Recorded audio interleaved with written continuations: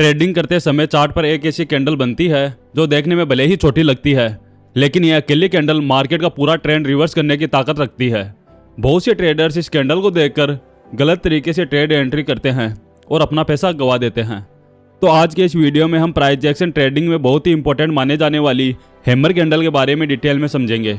यह candle chart पर कैसे बनती है, इसके पीछे बायर्स और सेलर्स की क्या साइकोलॉजी होती है, चार्ट पर इसे कैसे आइडेंटिफाई करना है, और सबसे इंपॉर्टेंट बात, हैमर कैंडल को रियल ट्रेडिंग में सही तरीके से कैसे इस्तेमाल करना है, यह सब कुछ हम स्टेप बाय स्टेप समझेंगे। चलिए सबसे पहले यह समझते हैं कि हैमर कैंडल क्या होती है। हैमर कैंडल एक सिंगल कैंडल स्टिक पैटर्न है जिसमें सिर्फ एक ही कैंडल होती है। यह एक bullish reversal candle stick pattern है जो मार्केट में एक शॉर्ट टर्म डाउन ट्रेंड के बाद बॉटम एरिया में बनती है। हैमर कैंडल में कैंडल की बॉडी बहुत छोटी होती है और कैंडल की लोअर विक यानी नीचे की लाइन कैंडल बॉडी के मुकाबले बहुत लंबी होती है, यानी कि लोअर विक कैंडल बॉडी से कम 2 गुनी या उससे ज़्यादा लंबी होनी चाहिए। इसमें हैमर कैंडल की अपर विक या तो बहुत छोटी होती है या फिर होती ही नहीं है। अपर विक जितनी ज़्यादा छोटी होगी उतना ही अच्छा होता है। एक इम्पोर्टेंट बात ध्यान रखें, हैमर कैंडल का कलर रेड या ग्रीन या दोनों तरह का हो सकता है। यहाँ कैंडल के कलर से ज़्यादा फर्क नहीं पड़ता। हाँ, अगर हैमर कैंडल ग्रीन कैंडल की बनती है तो यहाँ बुलिश सिग्नल थोड़ा और स्ट्रॉन्ग माना जाता है, लेकिन रेड हैमर कैंडल भी बहुत वैलिड होती है। कैंडल की लोअर विक जितनी ज़्यादा लंबी होगी उतनी ही ज़्यादा यह कैंडल बेटर परफॉर्मेंस करेगी, क्योंकि लंबी लोअर विक का मतलब है कि बायर्स ने लोअर लेवल से प्राइस को बहुत ज़्यादा ऊपर पुश किया है और वह अभी कंट्रोल में है। अब इसके पीछे की साइकोलॉजी को समझते हैं, क्योंकि बिना साइकोलॉजी समझे आप कभी भी किसी कैंडल स्टिक पैटर्न को सही तरीके से ट्रेड नहीं कर पाएंगे। मान लीजिए मार्केट में एक डाउन ट्रेंड चल रहा है और प्राइस लगातार नीचे गिर रही है। इस डाउन ट्रेंड में सेलर्स मार्केट को कंट्रोल कर रहे हैं। अब जब कैंडल ओपन होती है तो सेलर सबसे पहले प्राइस को और नीचे पुश करते हैं, जिससे प्राइस ओपनिंग लेवल से काफ़ी नीचे चली जाती है। लेकिन यहाँ एक इंटरेस्टिंग चीज़ होती है, लोअर लेवल्स पर अचानक बायर्स मार्केट में एंट्री करते हैं, साथ ही जो पुराने सेलर्स हैं वह अपना प्रॉफिट बुक करने लगते हैं। अब बाइंग प्रेशर बढ़ने और सेलिंग प्रेशर कम होने के कारण प्राइस नीचे से रिजेक्शन लेकर ऊपर आने लगती है और कैंडल अपने ओपनिंग प्राइस के आसपास आकर क्लोज हो जाती है। सेलर्स ने प्राइस को नीचे ले जाने की पूरी कोशिश की, मगर बायर्स ने लोअर लेवल से प्राइस को वापस ऊपर खींच लिया। यह बिल्कुल ऐसा है जैसे कोई गेंद को पानी में नीचे दबाने की कोशिश करे लेकिन वह फिर से ऊपर आ जाएगा। यही कारण है कि चार्ट पर नीचे की तरफ एक लॉन्ग विक बनती है जो बायर्स की बढ़ती ताकत को दर्शाती है। इसका सिंपल मतलब यह है कि मार्केट में पहले से मौजूद सेलर अब कमजोर हो रहे हैं और नए बायर्स ने मार्केट में अपनी एंट्री बना ली है। यही वह मोमेंट है जहां चार्ट पर डाउन ट्रेंड से अप ट्रेंड में कन्वर्जन शुरू होता है।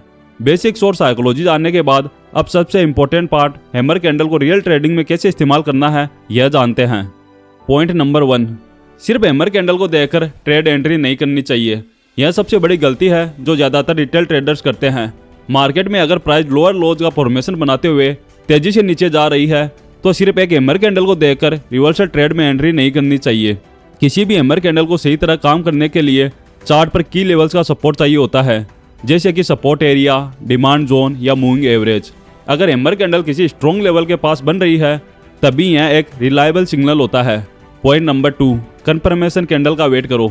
जब तक हैमर कैंडल से प्रीवियस कैंडल का हाई ब्रेक नहीं होता तब तक हैमर कैंडल का सेटअप कंप्लीट नहीं माना जाता। मतलब हैमर कैंडल बनने के बाद अगली कैंडल को देखना जरूरी होता है। अगर नेक्स्ट कैंडल एक बुलिश कैंडल बनती है और हैमर कैंडल के हाई को ब्रेक करती है तभी यह एक कन्फर्म बुलिश सिग्नल माना जाता है। तब तक आपको लॉन्ग ट्रेड में एंट्री करने से बचना चाहिए। Point number 3, strong bearish trade में सावधान रहे। अगर प्राइस बड़ी स्ट्रॉन्ग बेरिश रेड कैंडल बनाकर नीचे की तरफ आ रही है तो ऐसे सिचुएशन में सिर्फ हैमर कैंडल देकर लॉन्ग ट्रेड में एंट्री नहीं लेनी चाहिए। इस तरह के स्ट्रॉन्ग बेरिश मोमेंटम में जब तक प्राइस अपने पुराने स्विंग हाई को ब्रेक नहीं करती तब तक आपको लॉन्ग ट्रेड में एंट्री बनाने से बचना चाहिए।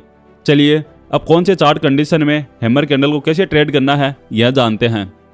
कंडीशन नंबर 1, सपोर्ट एरिया के पास।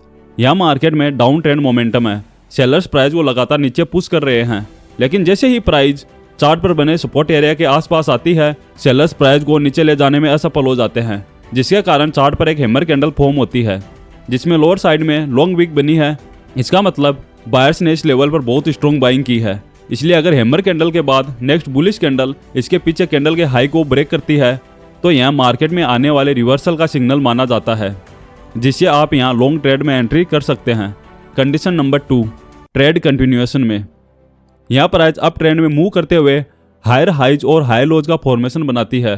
प्राइस जैसे ही एक नया हाई लगाती है, कुछ बायर्स अपना प्रॉफिट बुक करते हैं, जिससे प्राइस में एक छोटा करेक्टिव मूव आता है।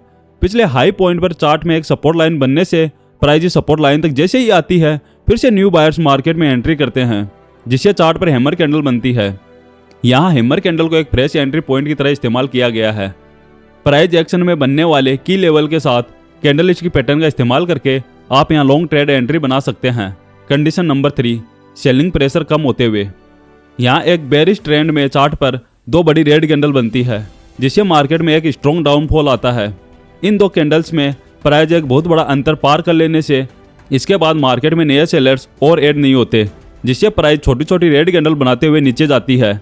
यहाँ सेलर्स द्वारा बनाया गया सेलिंग प्रेशर कम होता देख नए बायर्स मार्केट में एंट्री करते हैं, जिससे चार्ट पर हैमर कैंडल फॉर्म होती है। लेकिन एक बार फिर से सेलर्स प्राइस को नीचे खींचने की कोशिश करते हैं, मगर बढ़ते बाइंग प्रेशर के कारण प्राइस रिवर्स होके अगर हैमर कैंडल के ऊपर क्लोज होती है तो आप यहाँ लॉन्ग ट्रेड में एंट्री बना सकते हैं।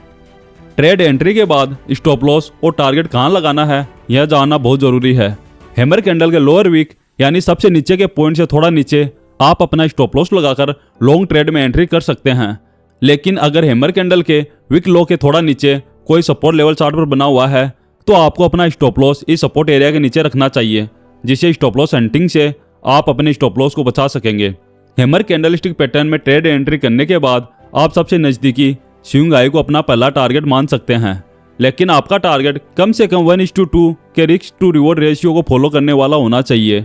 इसके अलावा आप डायनेमिक मेथड के अनुसार अपने ट्रेलिंग स्टॉप लॉस का इस्तेमाल करते हुए स्टॉप लॉस को ऊपर की तरफ ट्रेल करते हुए जब तक ट्रेलिंग स्टॉप लॉस हिट नहीं होता तब तक अपने ट्रेड को होल्ड कर सकते हैं। आखिर में हैमर कैंडल के बारे में कुछ इंपॉर्टेंट बातें जो आपको हमेशा याद रखनी चाहिए। पहली बात, सिर्फ एक अकेला कैंडलस्टिक पैटर्न मार्केट में चल रहे किसी भी स्ट्रॉन्ग ट्रेड को रिवर्स करने की ताकत नहीं रखता।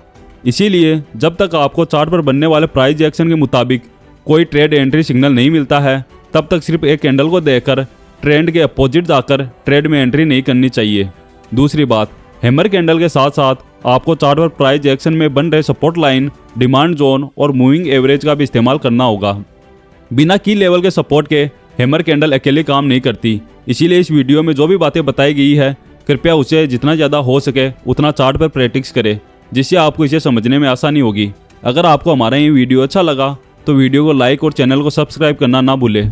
और हाँ, अभी हम रोज़ सुबह 9 बजे लाइव आते हैं, तो आप हमारे लाइव सेशन से ज़रूर जुड़े। धन्यवाद दोस्तों।